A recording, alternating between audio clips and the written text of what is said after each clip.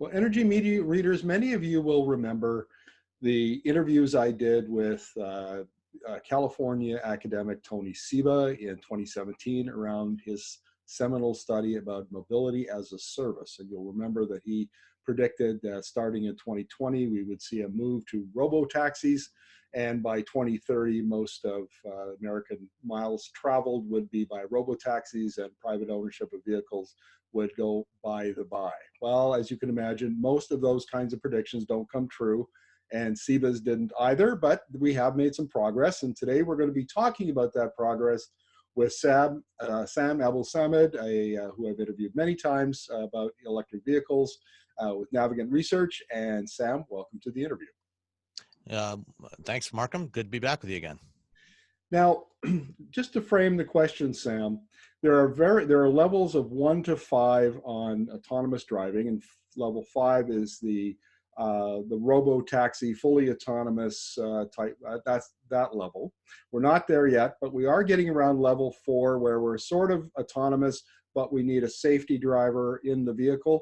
And this caught my attention this week because GM announced that in a couple of years it will be producing the Cruise Origin. So maybe you can kind of give us a little background on that. Sure. So let's start with the levels. First of all, level 4, by definition, actually does not require a human, a safety driver. And in fact, for a vehicle, it's actually truly operating as a level 4 automated vehicle. There is no human input required at all. So the distinction between level 4 and level 5 is both are able to operate without human intervention, there never requires a human takeover. But level 5 can do that anywhere, anytime, whereas level 4 has some kind of operational domain constraint, which could be geography, it could be based on weather, it could literally be any constraint that the operators choose to define. But there's no human required. The other thing that often gets people confused is that either of these levels have nothing to do with whether the vehicle actually has human controls like a steering wheel and pedals. So even a level 5 vehicle that is capable of operating autonomously anywhere can still have pedals and steering wheel. So there you have the possibility for a person to drive that vehicle or choose not to and engage the automated system, but it can do it anywhere. Whereas a level 4 vehicle would be capable of fully automated operation within some constraint, which could be the highway driving. Now, the photos that you've got on your background are the Origin Cruise. So maybe give us a little background on the Origin Cruise. Yeah, so the Cruise Origin, as you see here, is a purpose-built automated vehicle that was jointly developed by General Motors and Honda, who are both General Motors, the majority owner of Cruise Automation. They bought the company in 2016, and since then they've taken on additional investment from Honda and SoftBank. And up until now, Cruise, which is based in San Francisco, has been doing their development with modified versions of the Chevy Bolt. The Bolt, while it's a great car, is not really well suited for robo-taxi application, which is what we're calling these automated mobility service vehicles. Because, first of all, if the vehicle is going to be operating without a human operator, without a safety driver, you have to deal with things like, how do you make sure the doors are going to be closed? You want to have easy entry and exit for riders.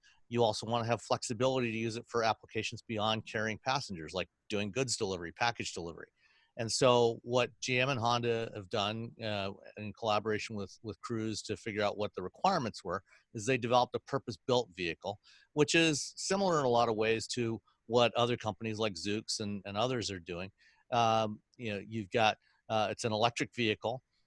It's got carriage-style seating, so it's got 2 sets of seats that are facing the center of the vehicle and power sliding doors on either side, so that when you're using it as a robo-taxi, somebody gets out of the vehicle, you don't have to worry about whether they actually got the door closed properly, because you're doing all that automatically. So all these, you want to automate as many of these ancillary functions in addition in order for this vehicle to be able to operate without safety operators. Now that's interesting. I remember, I don't know if you remember, Sam, the 1997 Arnold Schwarzenegger movie, Total Recall, where there was a robo-taxi, the Johnny Taxi they called them. Yep, Johnny Cabs. Yeah. Yeah, Johnny Cabs, exactly right. But that's not where we're going with this, by the look of it. And so I understand that these have been, and not just these ones, but other companies as well, have been operating kind of a level 4 robo-taxi service in various American cities. And you've, in fact, ridden on one. Why don't you tell us about that experience? Yeah, so we've got several different companies that are operating prototype robo-taxi services, including Aptiv and Lyft in Las Vegas, Waymo in Arizona, in Chandler, Arizona, May Mobility here in Detroit, and several other cities. And the thing about all these services, while they're all intended to ultimately be level 4 services operating in a geographically defined area, they all, at this point, they all still have safety drivers in them. So during CES earlier this month, I had the opportunity to take several Lyft rides in Aptiv's cars, which are currently BMW 5 Series, but they're transitioning their fleet over to Chrysler Pacificas. And those vehicles have safety drivers in them. Actually, somebody whose sole job is to keep their hands by the steering wheel and be ready to take over control of the vehicle if necessary. And then a second attendant who's there to answer questions, because this is a service that's open to the public. Anybody using the Lyft app in Las Vegas can get a ride in one of these vehicles. And so they're there to answer questions and help people understand the technology. So it was a good ride, but in all of these rides there were some interventions involved. The human operators did from time to time have to take control, so they weren't really truly level 4 systems. And the same has been true of all the other rides I've taken on public roads over the last several years. Now, one of the things that you mentioned in your email when we were setting up our interview was that the possibility arrives for level 4 using geofencing within certain, like say, an urban area. And I understand that to be the use of RFID tags or something that information that can be stored along various routes, that the level 4 autonomous car can access that information, always know where it is. So it doesn't have to see the road. It's getting this other information, maybe GPS information, that helps to position it exactly where it needs to be. Have I got it right? And are we moving in that direction?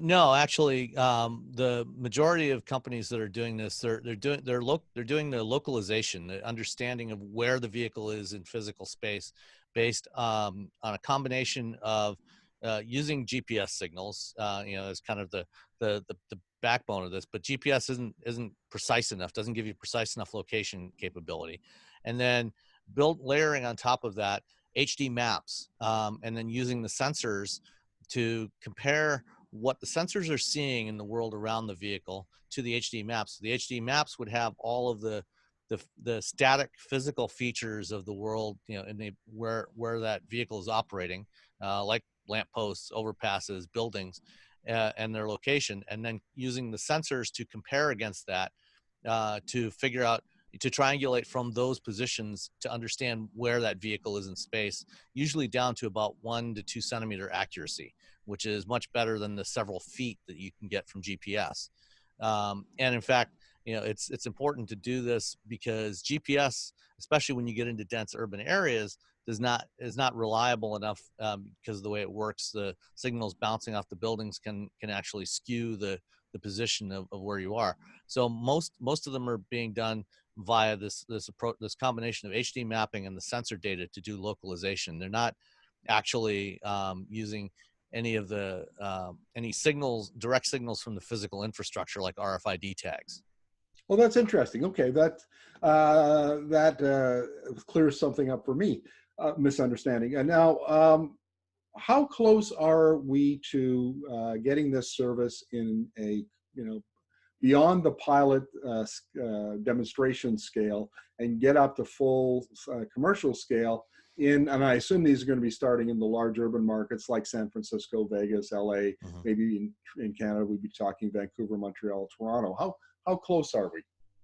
I mean, we've got what our commercial services today, as I mentioned, Aptiv and Lyft, Waymo, they're charging for rides. May Mobility, they're getting paid. They're not, the riders aren't paying, but there's a company here in Detroit. And depending on where they're operating, they're getting paid by somebody to provide that service. And so those are technically commercial services. To get to the stage where we're actually talking about driverless commercial services is going to take a little bit longer, maybe by the end of this year. Waymo actually has been doing testing in Arizona. They've got two stages of their program. They've got the Waymo One service, which is the commercial service that anyone can sign up for. And they've also got their early rider program, which is their beta service. And they actually have been doing some rides in the early rider program with a select group of riders without safety drivers. So I expect maybe sometime this year, we'll start to see Waymo do that. When I visited with Aptiv in Las Vegas, they said that they hope to be doing fully driverless operations before the end of 2020 with their next generation vehicles, which have full redundancy built into them as far as the braking and steering actuation, things like that. And GM had hoped to launch their cruise ride-hailing service by the end of last year in San Francisco. That's been pushed out a little bit. Maybe the end of this year, probably early 2021 for that. And Ford is also planning to launch next year in Miami, Washington, D.C., and Austin, Texas with their services. So by the middle to the end of next year, I think we'll start to see some limited driverless services. And then, over the next several years, as they gain more experience and more confidence that the systems are working reliably, they'll expand those services. Well, let's, this will be my last question for you, Sam. Let's look out 5 years and 10 years. Where do you expect to see this service in 2025? And where do you think it'll be in 2030? So 2025 and even in 2030, it'll still be largely restricted to major urban areas, but increasing, growing steadily, especially in the latter half of the decade between 2025 and 2030.